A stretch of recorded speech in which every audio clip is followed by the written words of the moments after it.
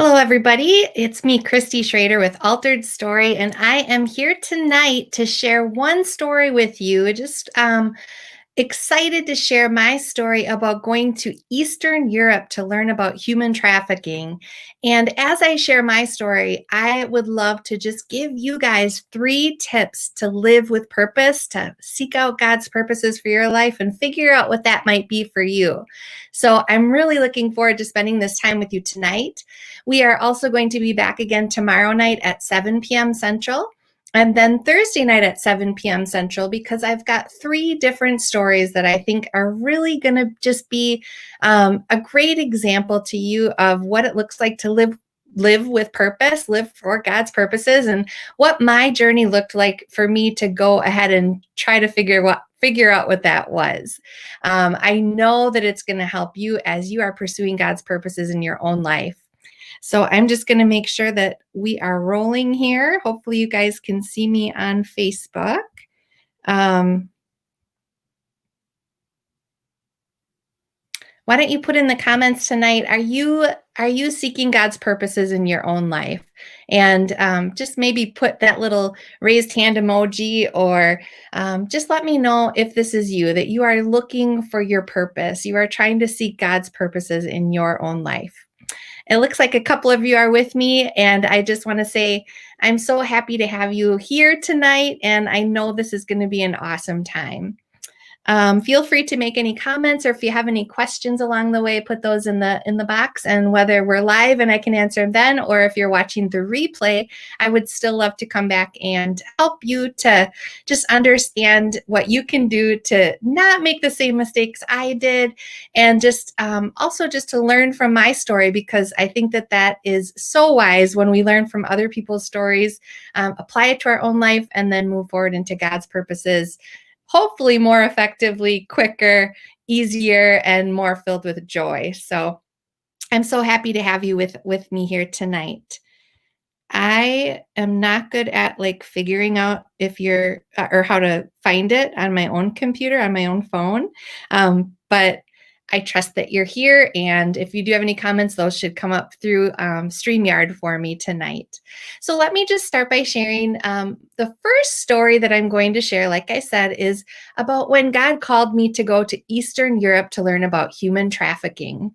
Hi, Spa Nurse Lynn Yeager. Good to see you here today. So in 2008, I was a stay-at-home mom and married to a pastor. He was a youth associate pastor, and we were very involved at our church. I am a go-getter, and I was involved with prayer meetings and small group leading and event planning and things like that I love to do at my church and with the women and the teenagers of our church.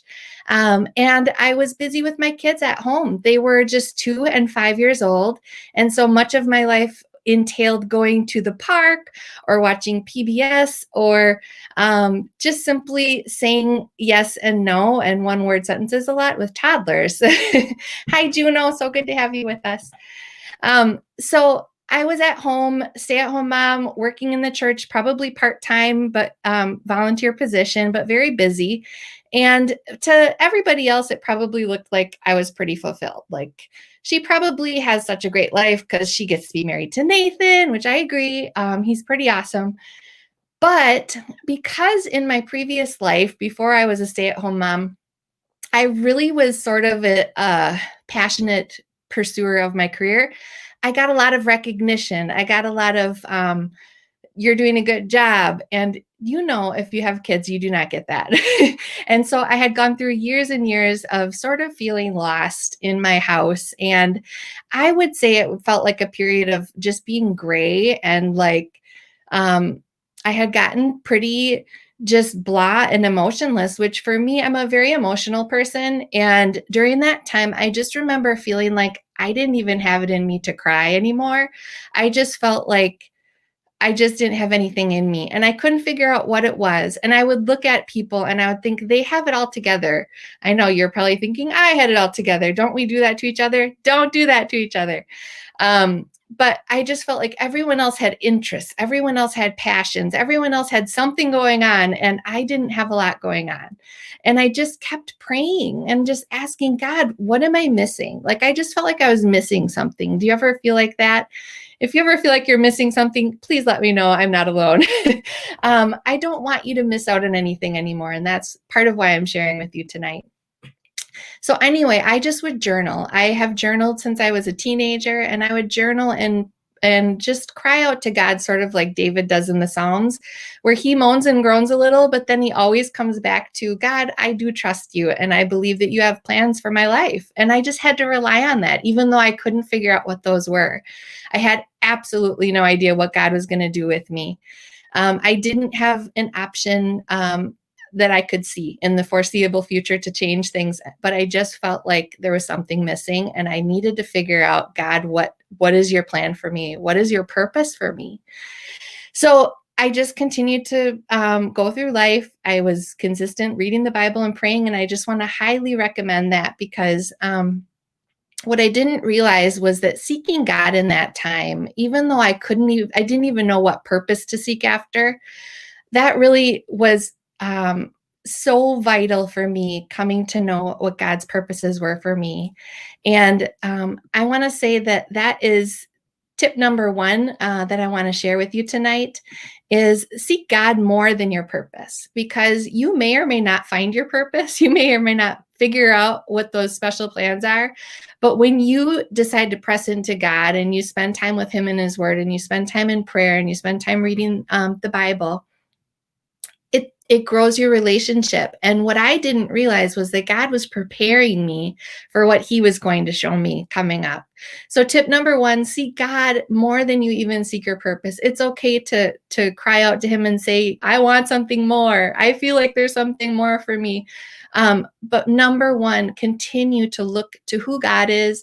Continue to stand on his promises. He says, if you seek him, you will find him.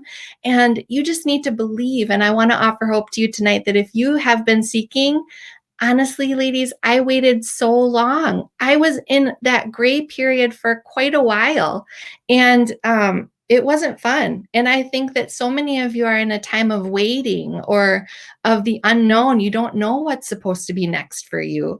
But I just want to encourage you that God knows. And as you press and seek into him, that is what's going to make you ready for when he tells you what to do. So back to my story. As I was a pastor's wife, I was in charge of pulling together a group of about 20 women to go to the women's conference in Appleton, Wisconsin. And part of what I did was pull together a little goodie bag for everybody, like with some chocolates. And I was artsy craftsy back then. I still love it. But I made little magnets that they could put on their refrigerator that had a little scripture or a quote or something. And I was all about just making sure that these women felt loved at this conference, and pulled it all together. We drove over there in our minivans. We got to walk around the hotel and walk around Appleton and do some shopping. And then the conference started. And what I had no idea was coming my way was that God was going to speak to me through the different speakers. There were multiple different speakers. There were multiple different messages, but it was like a living relationship with God speaking directly to me through the speaker. And honestly, during one of the breakouts, I was sitting over on the floor. It was overflow seating. And the speaker would say something to me, or to everybody, but I thought it was to me. And I would be like, well, what about this, God? And then she would like answer it. And I would say, but what about that? And then she would answer it. And it was seriously like I was having a conversation with God. And if anything like that has ever happened to you, you know, it kind of lights you up and you're like, what? This is different, like God is trying to tell me something. And that was amazing. And then another thing I didn't anticipate at all was that different speakers in the main sessions and in the breakout sessions started talking about something I had never heard about, and that's modern day slavery, human trafficking.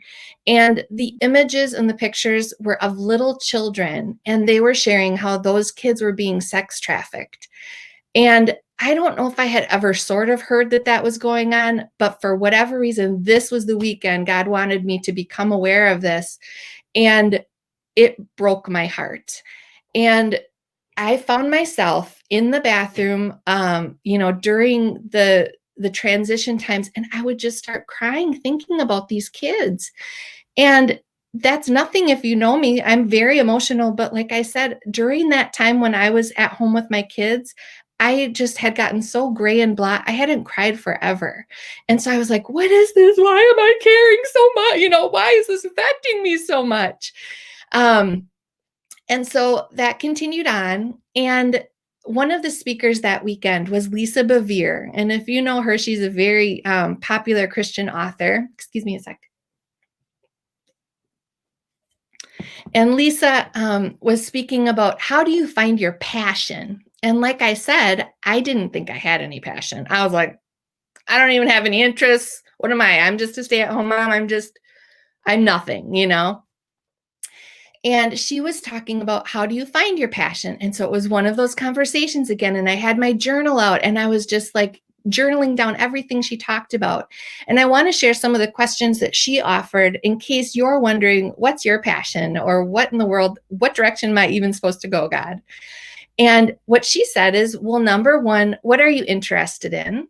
Which I totally encourage you because us women, sometimes we forget to even ask ourselves, what do I care about? What am I interested in? Especially when you're staying home with little kids and the world is all about them. She asked, what do you enjoy? What do you like? I also was surprised because she said, what hurts you? What breaks your heart? That can be what you're passionate about. And so here I am sitting in this seat, silently having a conversation with God. And she says, maybe your passion is what's breaking your heart. And of course, over the course of this couple days conference, this human trafficking was breaking my heart. And sorry, I do get teary. I can't believe I can still be teary-eyed about it, but it's a terrible thing. Oh, good. I have tissue here. Hold on.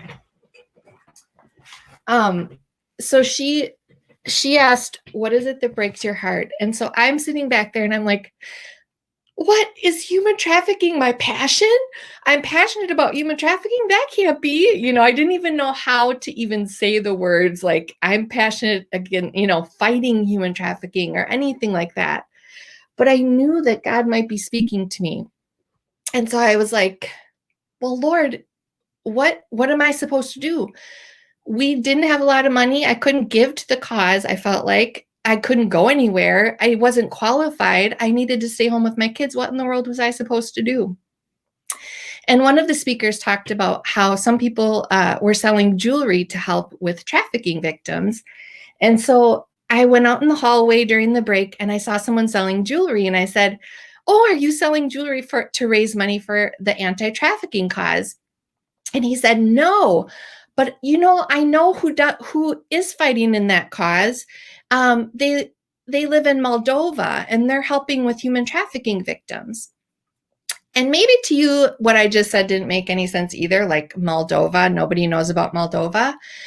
But it was meaningful to me because my youth pastor from all my teenage years had just become a missionary to Moldova a year before that.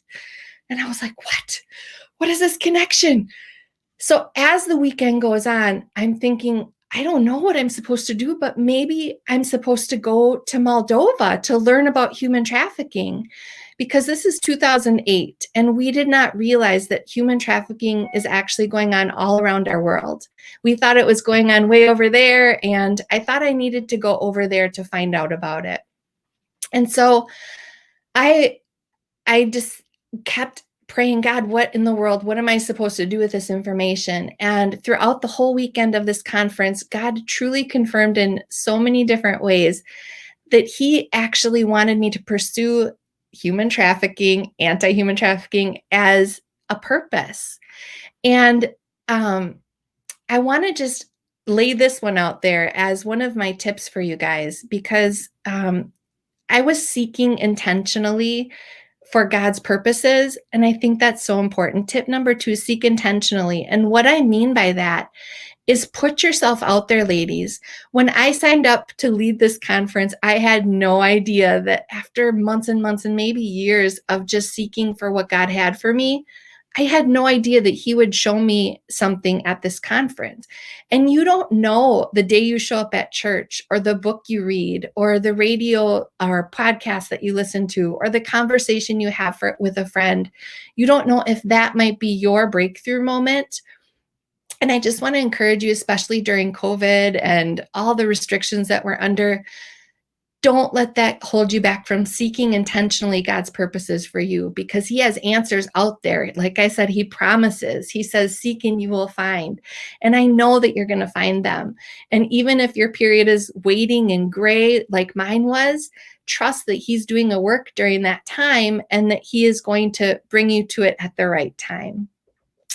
So back to the conference, I was with a group of ladies from my church, and one of them, Amy Winkleman, you may know Amy, she was there. And I said, Amy, I feel like maybe I'm supposed to go to Moldova, Eastern Europe, to learn about human trafficking.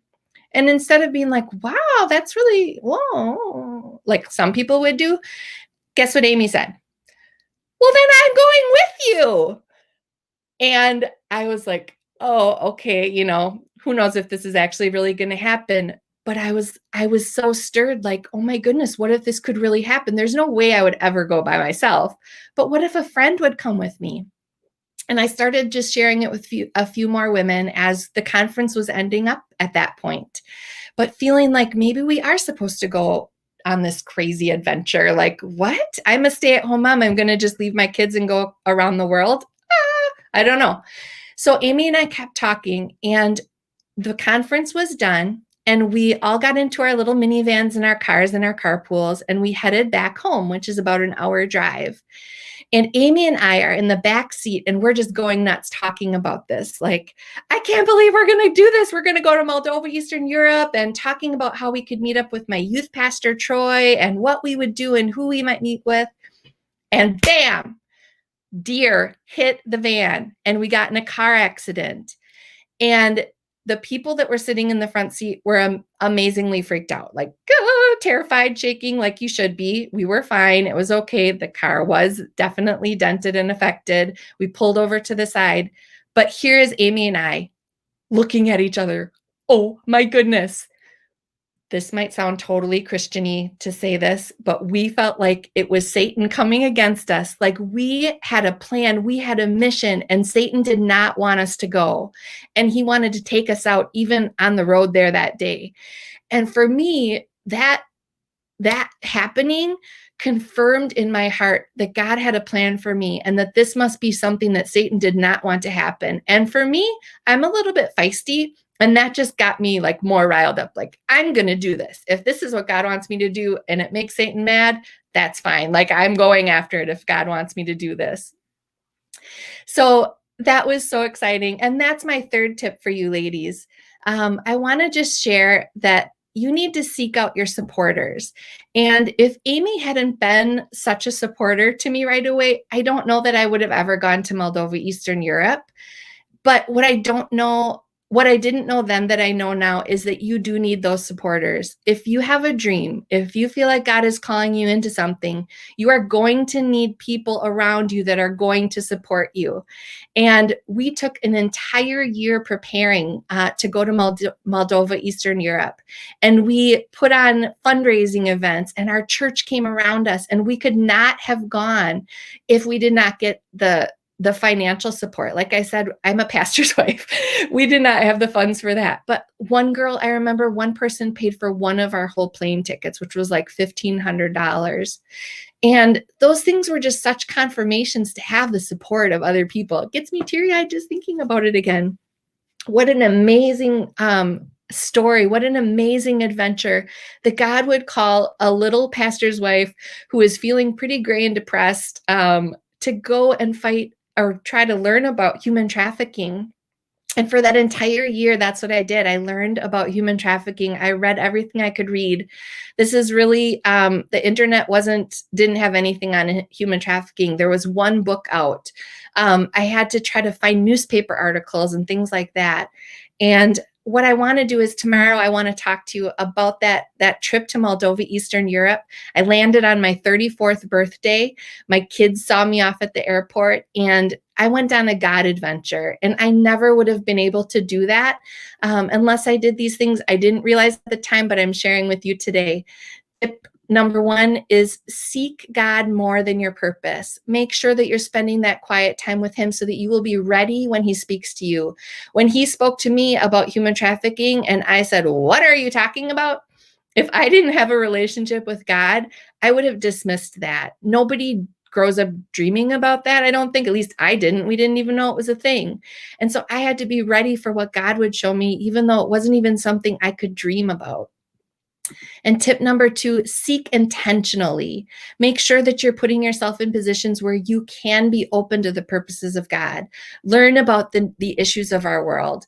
Learn about people and people groups that maybe God would have you to reach out and become involved in. And number three, make sure that you're seeking out your supporters. Because if you go after something that's bigger than you, which I think that's what a God adventure is, it's something you could never do on your own, then you are going to need people to support you. And that's a part of why I started the Altered Story Sisterhood, so that there's a sisterhood of women who are ready to support you in God's purposes. Now, one way I just want to finish up is, remember that goodie bag that I brought? Totally naive, totally like not a clue. I brought a bunch of goodie bags on that conference for the women of our group. And because everyone else chose what they wanted from the table, I got what was left. And when I opened up my bag at home, it said, "God has purposes for you." And I still think that's how God works.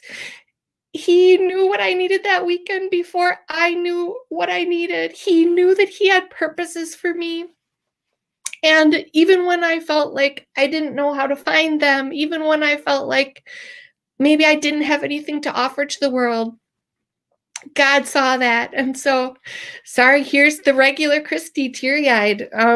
But I just hope that you'll be encouraged that with these tips that we shared tonight, that you'll go after God's purposes with your whole heart.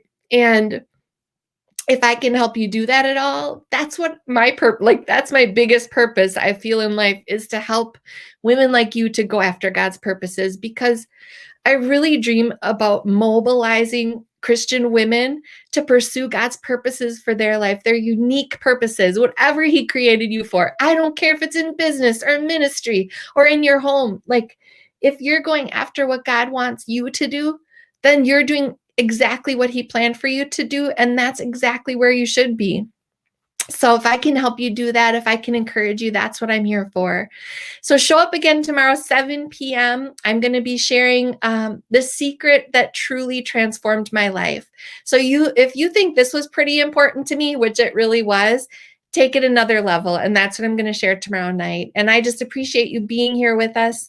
Thank you for your comments, Tammy, Juno, Lynn. Thank you for showing up. And if you're showing up for the replay, please comment and I'll make sure to get back to you. But go out there, pursue God. Number one, pursue his purposes and find the people that will support you along the way. Take care, ladies.